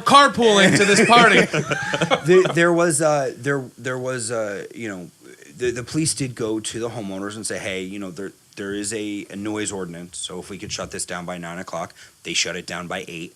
Right, so that there was a lot of cooperation. It was actually not a bad thing. There was a lot of people, a lot of cars, a lot of noise. Neighbors called it in. Police went. Everybody was nice about it. They were starting to leave at around 8:00, and that's when the guy from the top of the hill opened fire on a group of people, and he hit 5 people. None of them were the person he was aiming at. We know who the shooter was. We have not caught him. He's also known to have committed shootings in New Haven, and we haven't. So he has a past. Wow, he yeah. So Are we allowed to say who he is? I don't know his name off the top of my head. It's out there. It's his. The police department has published his photo at least. I don't know if they published his name. Is it on here? It's not on that article because that was one of the articles that came out right after. Because we had, there was the morning after it happened, and then there was like the press conference that happened a couple days later. But that was a big deal. That's technically a mass shooting. It was 4 or more people in the same that event. is the 4 more definition people who that- were victimless. They're just going to a party, right? And so it's a really unfortunate, thing that seems to be really plaguing our entire nation, and we need to be talking about it in a comprehensive way. We can't just be talking about it as in these little bubbles like mass shootings and mental health, and then over here you have gang related incidents, right? There's a lot of reasons why this stuff is going it's on. an overall issue, and we need to be talking about domestic violence and suicide and all the other parts that it's one big issue of gun violence, and we need to be talking about it that way. So That's it's a big issue. of course. Yeah. So It's a bigger than topic. it's bigger than Connecticut for sure. Well, that's why it's such a sticky subject, Yeah. and that's why there's so many people that are arguing over it constantly, and no one can find a middle ground on it. Yeah. It's impossible. So, there is something I do want to talk about. I'm not seeing it on the list. I don't know if it's okay to bring this up. Whatever, yeah, But we have an opioid crisis in Connecticut. We do. That I've noticed. And it's something that has personally affected multiple people, from loved ones lost or friends' addictions, and Yeah. what do we do? Like what does Connecticut do to put a stop to this? Like what do we do to get in front of this? Again, that's another topic that I think we talk about in a segmented way. When there's a lot of issues around it that we don't see as one issue, right? We can talk about the stigmatization of addiction, right? We need to be. Addiction isn't a criminal issue. That's not something you find somebody using heroin or using another drug and you put them in jail. That doesn't fix the problem. We need to be treating that like the medical issue it is. It's something that we need to be treating, medically. And we know that there's a long road to addiction. We know that things like relapse are a part of addiction. Yes. And we need to start. We need to start responding to it in the same way. So until we prioritize it, and we can do things on a local level, right? We either by providing, students in our school system with social workers and education around the issue, access to mental health services, right? Even townwide, making sure that our police department knows how to handle it in a positive manner. Statewide, we need to make sure that there are enough beds for the people that need them. Right, because otherwise people are ending up in jail cells, and that doesn't fix the problem. Yes. But we did kind of have a program in place for schools and students. We had the Dare. Yeah. Right, and we've all Didn't work as far as I can tell. You know what I'm saying? Statistically, students that went through DARE use drugs more than students who absolutely. didn't. Yep. So what are other programs? Well, we all let him down. sorry, bud. Sorry, Lion. Sorry. But Listen, I think one of the big things is that addiction in itself is more of a symptom than it is like a criminal or like it's something that stems from usually traumatic childhoods or even just traumatic situations that happen in your life. But even we need to treat it as such. I think what are we doing about following? I mean, I'm not over here like being like call the commissioner. We have to follow leads on heroin dealers. But how do we find the sources of these people who are selling like unregulated like opioids? So again, I think there's a two-prong approach to it, right? Because you have you do have a nationwide issue of heroin and smuggling and that issue, right? You had the Willimantic, Connecticut, and I hate to interrupt you up, but like, you know, in our country, that was, I mean, the rumors all are all the same. Where that was the heroin capital of our country is Willimantic, Connecticut. Willimantic, Connecticut, the biggest opioid addicted place, and it's been like that for years. Yeah. Years and years and years. And the opioid epidemic. So there's two parts to it, right? So there's people who sell drugs, and again, I think that there's a lot of pieces to that, right? There's a lot of money in the drug trade, right? When you have groups of people who don't have access to economic opportunity, you know what I mean? If we were doing things to make sure that our communities were built out in a way where people had access to economic opportunity, they wouldn't have to turn to things like that. And I'm not saying that it still wouldn't be an issue. That's not what I'm saying. What I'm saying is I think that you see I think you see it a lot more, and you see it in such a problematic way because, you know, for some people it is their only access to economic opportunity. So I think we need to be having that conversation. But also, you know, part of that is, you know, it's I'm sorry, I forgot your initial question that you had asked. I think I took us a little bit on a tangent. No, I mean, I feel like you're going in the right move because I think that's Yeah. actually really smart when you're putting in the perspective of this drug dealer. You know, this is how he supplies for his family. I definitely agree with that. But what do we do at this point, you know, where they are established and they are making money and they are just capitalizing off addiction? Well, I mean, obviously that's a criminal issue. That is a criminal issue if you're continuing to, you know, peddle, you know, these harmful substances that are ruining lives and ruining families. That's a criminal issue.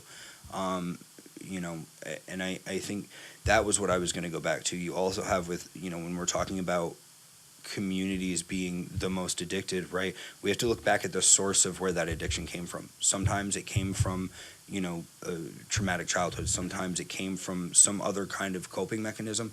The opioid epidemic is unique in a way because it was manufactured for profit by multi-million-dollar companies. Yes. And we like to think that doesn't reach us here at home. We like to think that it doesn't reach us here at home, but you know, we saw it in this very room. I think it's tough to find somebody, especially in New England, that doesn't know somebody or, you know, isn't at least, you know, secondhand to what opioids can do, right? So there's that. And then super locally, there is someone who was on the board of directors, or no, I think he was CEO of Johnson & Johnson, you know, is on the board of directors at Quinnipiac University right now, right? And he was on, I don't remember his name at the moment, but he was on, he was the CEO of, I think, Johnson & Johnson during those years, 90-something to the early 2000s, when they were beginning to manufacture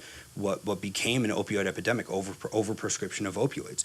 And so, you know, we have to be tackling those issues too, right? Absolutely. We shouldn't have somebody like that on the board of directors at you know, for me, I have a problem with that person being on the board of directors of my alma mater, you know, and also, you know, we have to, like I said, you know, part of it is handling it differently, treating it differently now that we do have that issue. But you'll find that when people are addicted, you know, a large part of the time, people are taking opioids as prescribed. You know, and when you're prescribed opioids for 30 days because you had a surgery or because you had an accident at work, you see a lot of it's a big issue for people who are in I think it was construction trades that I saw talking about it a lot. It's chronic pain. That's the biggest. Exactly. My father had a similar issue with that. You see people who got injured at work and they're prescribed opioids, and you know the doctor prescribed them 30 days of opioids. You take opioids for 30 days. You're addicted. Not everybody's the same, but you're going to have a tough time getting off those. The withdrawal symptoms are awful. So we do have in Connecticut, if you listen to the radio right now, we do have ads out of opioid awareness, which is great. But they even lead it with this boy. Who is in high school, and he has a soccer accident, and the doctor prescribes him Percocets. And when he gets Percocets after 5 days, he didn't realize how his body really became in just 5 days. 5 days, and this kid is having severe withdrawals. Is now paying attention in school. You know, and this is where we left off. And at this point, you have the educational dropout rates are going to be higher because this kid is like obviously not focused. He wants to go get the fix, and then it just leads into this a never-ending cycle. Yeah. So it's like, and I mean, like, big pharma isn't going to be as easy as plastic bag bans. No. It's not like we could say we're putting a ban on opioids in Connecticut because there are people who need them. But how do we regulate this on a better way? I mean, if you look at, there are hospitals that are transitioning to, pain management that it doesn't involve opioids. Now, obviously, there's certain circumstances under which, they might have to use opioids for somebody who might be terminal or something like that. But there are hospitals that are transitioning away from opioid-based pain management. I think that's a major thing that we need to be talking about. But like we were talking about earlier, when there's so much money involved in that, it's hard to confront that. Yes. Those people have a lot more resources to prevent change to a system that's making them a ton of money. So, we joked about it earlier, like hemp, and I'm not over here going to talk about the legalization of marijuana at all, but, like, why aren't we prescribing, like, extra strength, CBD, lotions, creams, vapes, and stuff like that have been shown to help with, inflammatory, helps with mental health, helps with all this type of stuff. But if you ask a doctor for a prescription of that, it's like, no, I can't help you. It's more of like, I can get you your medical marijuana card and you can do all that. But, this person who doesn't want to, smoke marijuana, but doesn't want to take Percocets, doesn't want to do all these types of stuff. Why aren't we, doing this type of stuff? What?